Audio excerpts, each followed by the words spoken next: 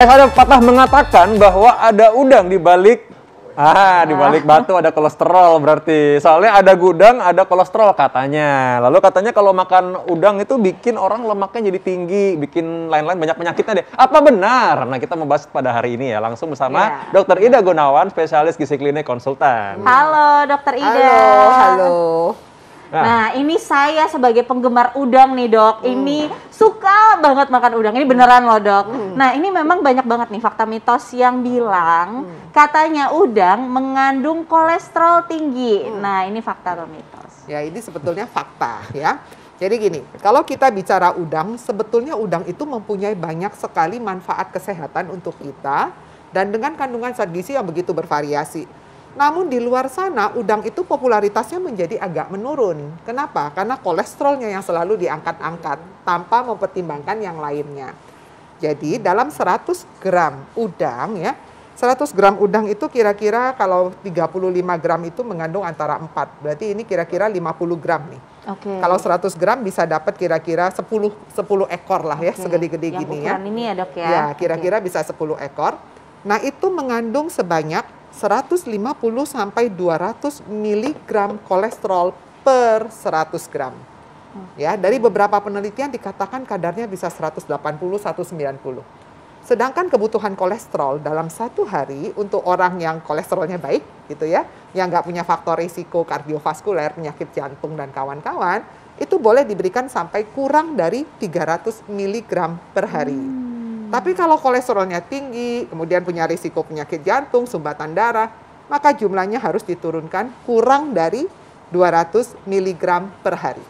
Oke, berarti masih boleh dong, Dok? Sebetulnya masih boleh, asal tidak berlebihan. Nah, Dok, ini jawaban singkat dulu deh, sebelum nanti orang takutnya mereka pada berpikir, oh pasti nggak boleh makan udang, pasti dibilang nih udang nggak sehat. Sebenarnya udang itu ada apa tidak manfaatnya? Jawabannya ada. Ada, oke. Makanya tetap ikutin kamu, kita punya pembicaraannya nanti ya. Ya. Jangan salah-salahin udang terus ya, karena udang juga sebenarnya ada manfaatnya nih. Benar. Nah, lanjut dulu. Mitos atau fakta dulu, apa lagi?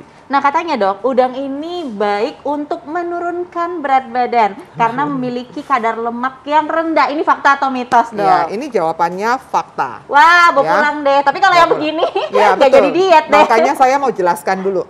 Kalau udang direbus ya kayak gini, otomatis memang kandungan udang ini lemaknya rendah. Dia termasuk dalam sumber protein dengan lemak yang rendah.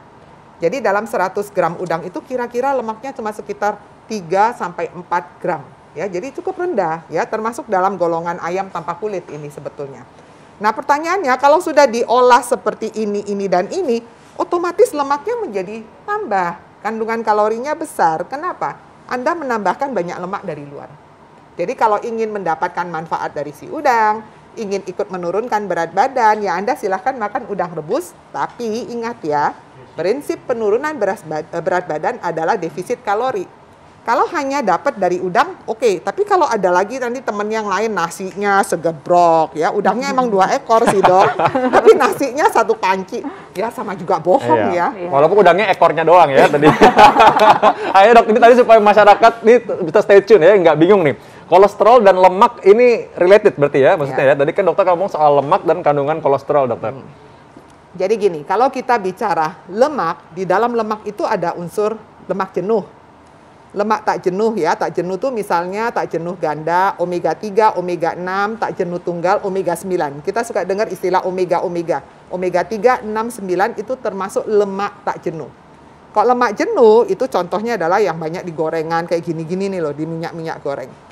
Kolesterol itu adalah bagian dari si lemak tadi. Jadi kalau saya tadi bicara, oh udang ini kandungan lemaknya cuma kira-kira 3 sampai 4 gram itu, di dalamnya sudah ada kolesterolnya, sudah dihitung. Nah, itu secara gram ya. Sedangkan kolesterol datanya adalah miligram, artinya dia memang derivat lemak yang lebih kecil lagi. Ya. Takut soal tadi bilang, oh cuma 3 atau 4, tadi katanya 200 sehari, jadi jauh banget gitu. Baik, jadi ini harus jelas juga ya, bahwa tentu saja ada syaratnya, kenapa ini ada manfaatnya udang ini ya. Oke, nah nih Dok, ini ada lagi nih Dok, katanya buat perempuan-perempuan yang pengen menjaga kulitnya, supaya nggak gampang tua atau keriput ya Dok. Betul. Ya. Katanya jika mengkonsumsi udang sesuai dengan porsinya secara rutin, dapat mencegah penuaan pada kulit. Nah, ini fakta atau mitos, tapi tunggu dok, jangan dijawab dulu. Jangan kecewa pemirsa, sesaat lagi tetap di Hidup Sehat.